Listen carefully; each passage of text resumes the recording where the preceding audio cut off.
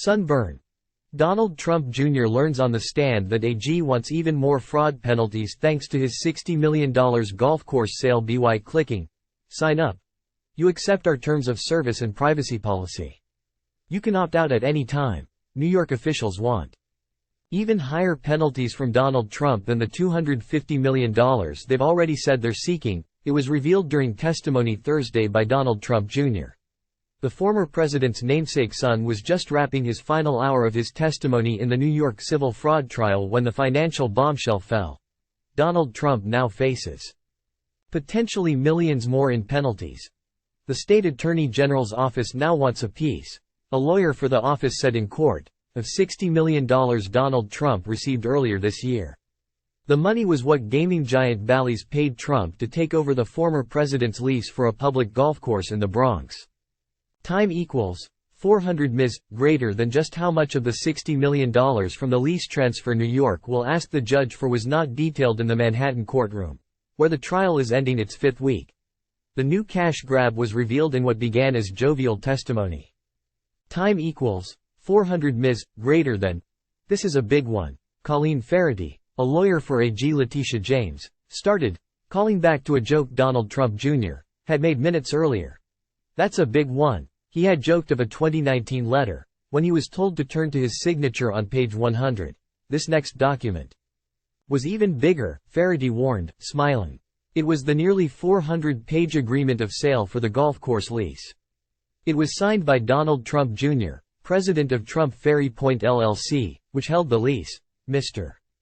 Trump, I'm not going to ask you to go over the whole thing, Faraday joked of the bulky sale agreement. Time equals 400 Ms. Greater than. I appreciate that, Donald Trump Jr. joked back. After being asked to turn to page 34 of the document, Trump Jr. identified his signature. This transaction did in fact close? Faraday asks, to which Donald Trump Jr. said it had. At this point, a defense lawyer objected, questioning the relevance of the lease transfer to the case.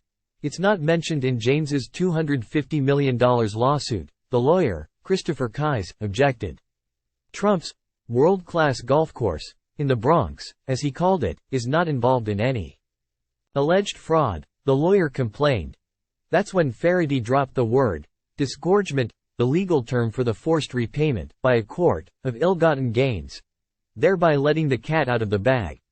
The golf lease sale, and the sale proceeds, are relevant, Faraday argued. Because that money is subject to disgorgement, she said.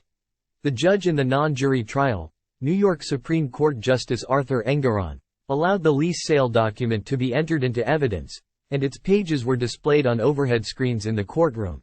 How much did you make in this transaction, Mr. Trump? Via his role as president of the Trump Ferry Point LLC, Faraday asked. There was another flurry of objections, cut short when Donald Trump Jr. cheerfully mooted by cracking, I didn't make any. The sale price was $60 million, he said. But we also had other costs, from the years-long process of selling the lease, he added. So I don't know the exact net number for profit.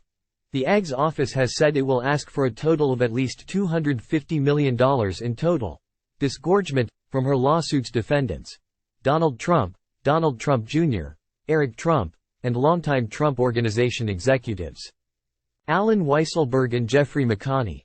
The figure includes many millions of dollars in loan interest discounts and property sale profits, including from Trump's sale of the old post office lease, which he'd owned in running the Trump International Hotel in Washington, D.C. The full disgorgement amount would be determined by the judge sometime after trial testimony concludes in late December.